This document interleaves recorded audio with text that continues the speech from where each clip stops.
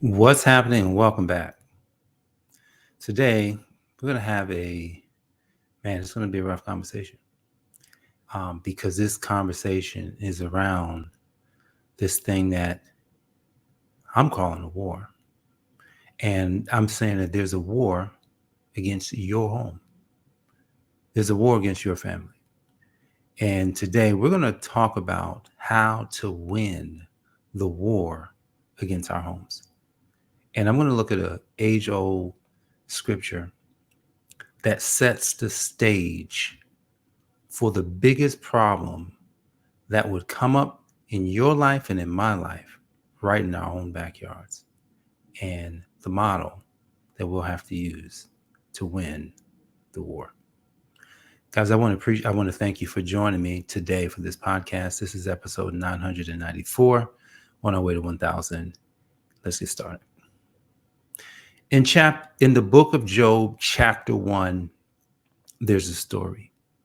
You've heard the story.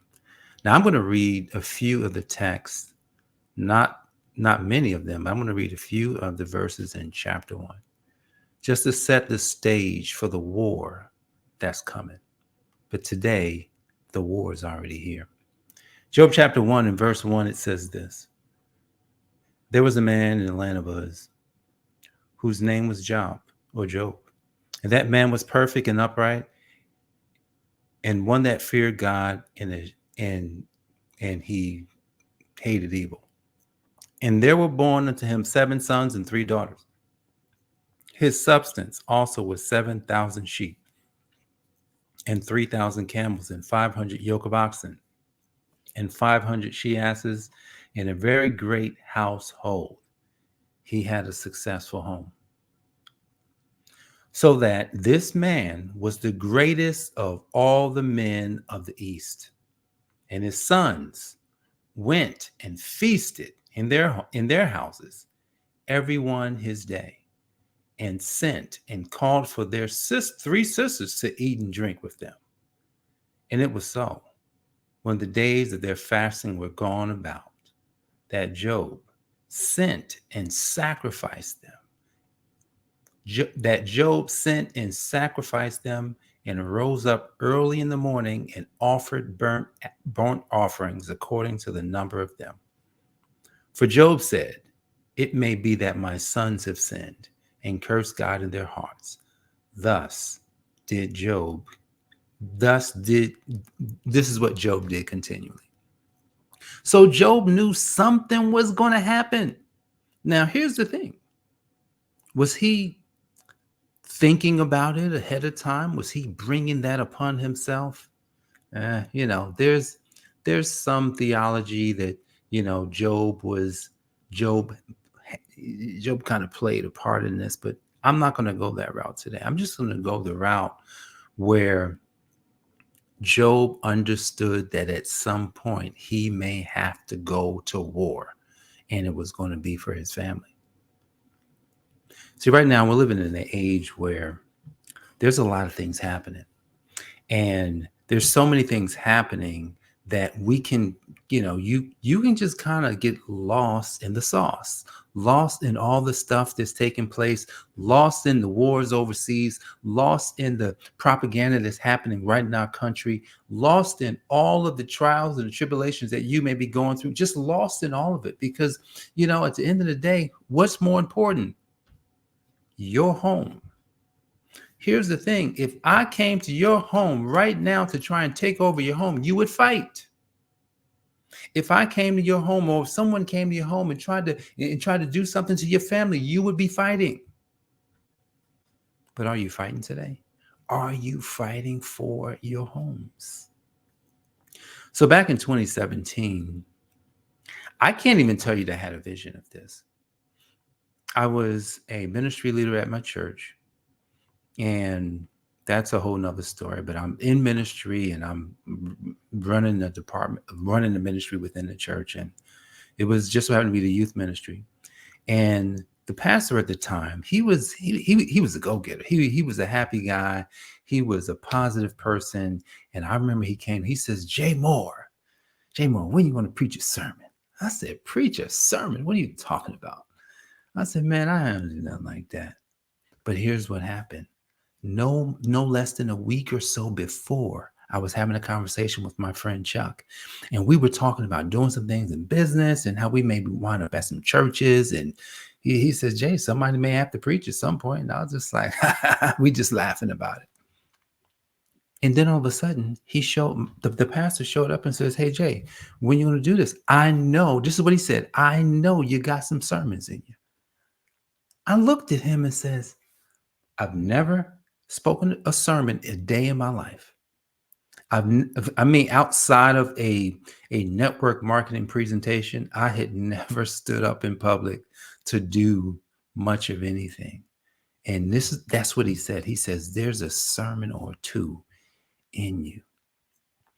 And I just kind of laughed it off, And then I felt the conviction. See, because at that time, something was stirred within me. Now, I didn't know that there was a war coming. I didn't know there was a war coming until he asked me to speak. And when he asked me to speak, and when I said yes, and when the date went on the calendar, and I tried to figure out, well, what am I going to talk about? And immediately this title came up: The War You Never Saw Coming. The Battle of Your Mind. That was the title. Now here it is, 2024. That was 2017. And where are we right now? There's a huge war going on right now. Right now. To take over your homes. To take over your minds. See, because that's really where your home is. See, how do you account for your homes? Meaning, how do you account for the home that God gave you?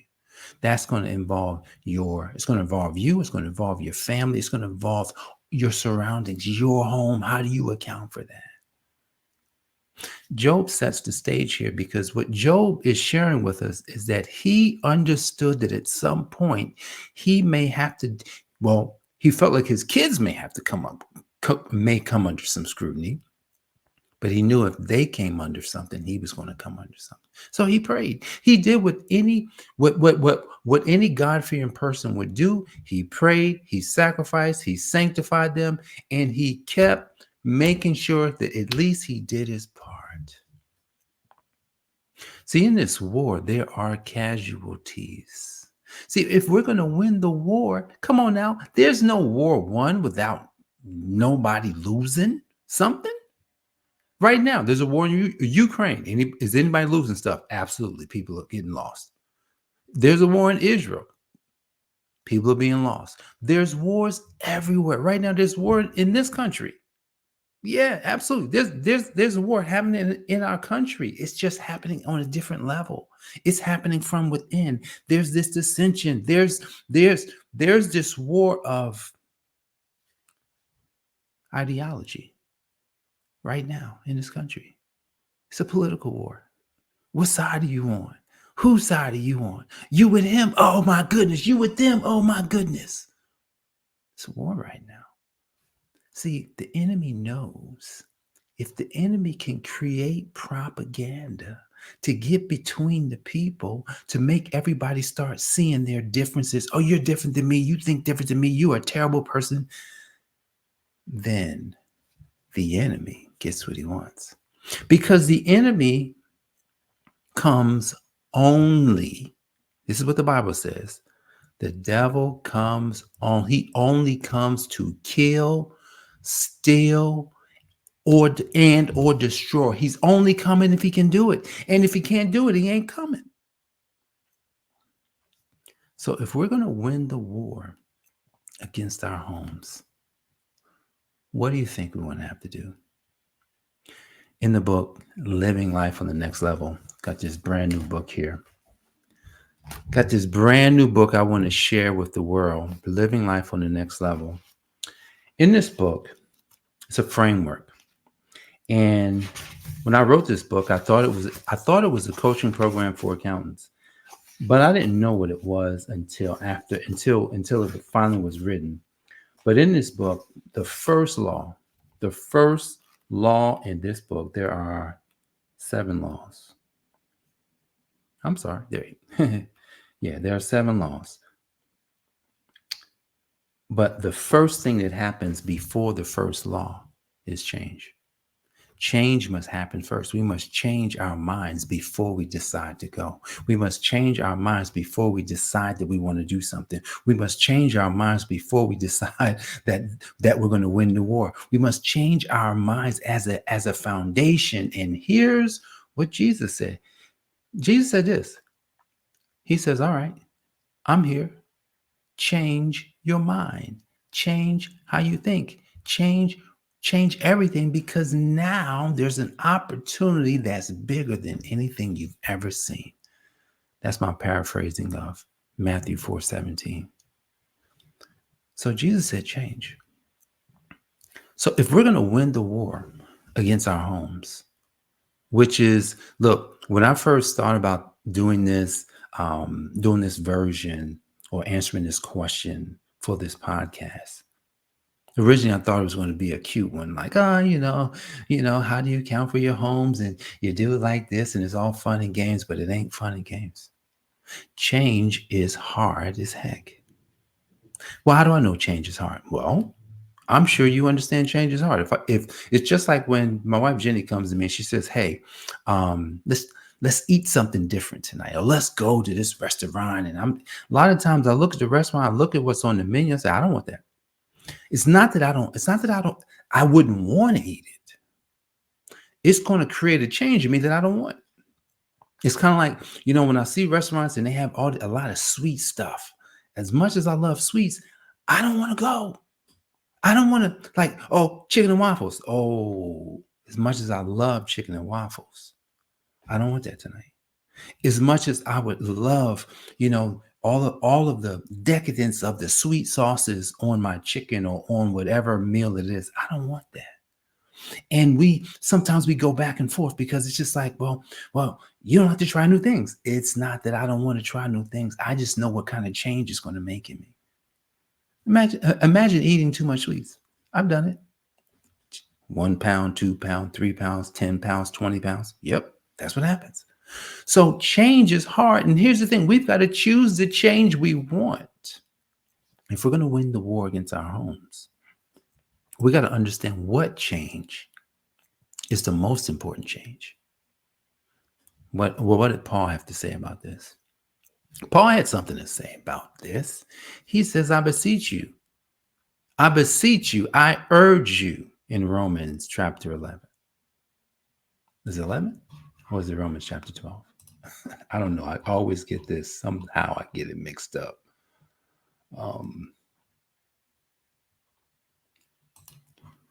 It's Romans 12. I don't know why I get this mixed up. Romans chapter 12 and 1. I urge you, by the mercies of God, to offer your bodies as a living sacrifice. So if we're going to change, if we're going to win the war against our homes, we're going to change. But then you got to just give it all away. Give up your home. Give it back. Tell God, hey, God, man, you blessed us with this 3,500 square foot home. It's yours. You blessed me with this beautiful body that I have. It's yours. Hey, Lord, you blessed me with these beautiful kids. They're yours. Hey, you blessed me with an amazing wife for the past almost 25 years. She's yours. You blessed me with just parents and brothers and sisters-in-laws and nieces, and they're all yours. Offer it all up. See, because there's a moment in time where we got to look in the mirror and we say, man, I don't want to miss what God truly wants from me. I got to offer it all up to him. It's rough because Abraham was promised an offspring. He was promised. God says, hey, man, your name is going to be great. You're going to have offspring that you cannot number. He's telling Abraham this. So Abraham is excited. And then finally, hey, he has the son that he's been dreaming about. Finally, they have the son that's going to be the heir to, to whatever he's doing. And God says, hey, can I have it back? Can I have it back? And now in the scripture, it doesn't get into like the back and forth that Abraham probably had with himself. It doesn't really give us the sentiment of what Abraham was truly thinking. But if I had to assert here what Abraham was thinking, here's what I assert. He says, man, if I sacrifice him, he just gonna give him right back to me. He had to have been thinking this way. There's no way in his right mind he could offer up something that important. Something that important without having a mindset that says he's going to give it back to me. So I'm not worried. Now, could he have had that conversation with Sarah? No. Sarah didn't. Sarah, one, God didn't go to Sarah. God didn't give her the understanding that this was going to happen. Now, he's given it to her because it would come through her, but he didn't go to Sarah. So Sarah didn't quite have the understanding. So that's why Abraham never told her about it. He didn't tell her because if he did, it wouldn't have been he wouldn't have been able to do it. See, this is the part that gets kind of wild. Offer up. I look at my brother, Willie Moore Jr., who passed, who died, who was murdered in 2013. And I look at his life and I say, wow, he was a sacrifice for me. Did he offer himself up for sacrifice? No, but God used him. It's just like they called it Job got. Job got a call. Hey, man, folks, man, they just banged out all your kids. Hey, man, they just took all your stuff. Hey, man, everything is gone. Job got the same call. And when Job got the call, how did Job respond? What did Job say? What did Job say that changes everything when it comes to how we see a horrible story like this? Here's what Job said. Chapter 1 and verse 20, it says, then Job arose and he rent his mantle, shaved his head, fell upon the ground and worshipped, and said, naked I came out of my mother's womb, and naked shall I return. The Lord gave, and the Lord have taken away. Blessed be the name of the Lord. In all this Job sinned not, nor charged God foolishly. See, if we're going to win this war, we got to realize that there are going to be some pawns. There may be some losses, but we will win ultimately. In verse number 2 of Romans 12, what does it say?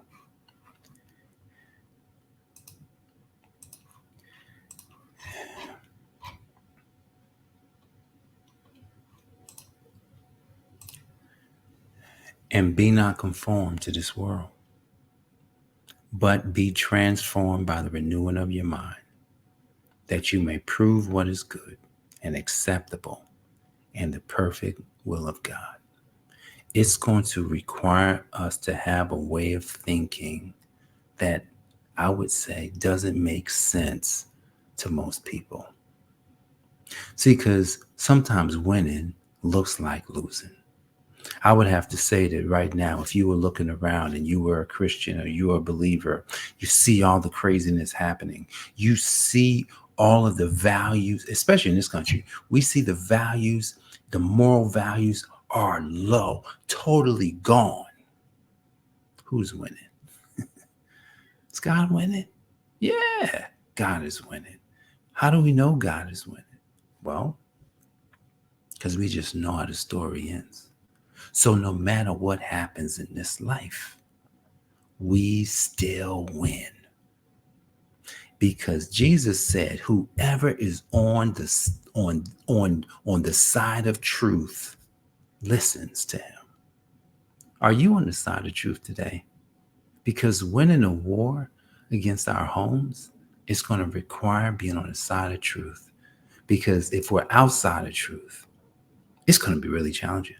We could get sucked into what's happening into the world. We could get sucked into all the problems. We could get sucked into all the situations. We could get sucked into all of the tragedies that's happening. We could get sucked into just the narrative of what people are talking about. We could get sucked into the political games that's happening right now.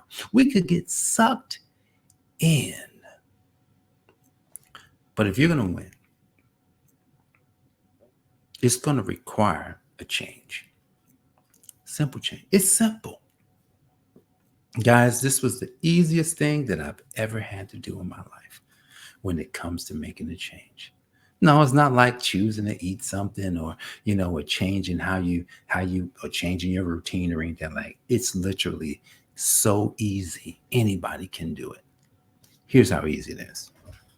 Lord, you own me. I would much rather be your slave than a slave to something else. So I'll be your slave so that I can win this game, so that I can win this war with you, no matter where you put me in this game, I'm willing to do my part. Because I know my part is just a small part. It's not a huge part. Because at the end of the day, Jesus got the whole thing. Jesus got it on lock. So I know I can't do that. But I can do this part that you gave me. So I'm gonna be the person. And that was the sentiment of the message that I gave back in 2017. Leadership. Leading, not a group of people. Because a group of people will only follow somebody that's going somewhere. So I've got to lead myself so that my family can see. I've got to lead myself so that my clients can see. I've got to lead myself so that my friends can see. I've got to lead myself so that the people around me can start seeing and saying, I don't like what he's doing. Or I like what he's doing. See, because at the end of the day, everybody's not going to like what you're doing. Everybody's not going to like what you're saying. Everybody's not going to like everything about you. But if I'm going to win the war against my own home, then I'm going to go for it. I'm going to go for it. I'm going to use a simple path of personal leadership to win the war against my own home. And hopefully, at least by me winning my war, it helps you to win your war. Guys, I thank you for joining me for this episode of the Account for Your Life podcast. This is Jay Moore, the Healthy Accountant, helping you to account for your life. God bless, and I'll see you on the next episode. Peace. This has been the Account for Your Life podcast with your host, the Healthy Accountant himself, Jay Moore. Until next time, make it a great day.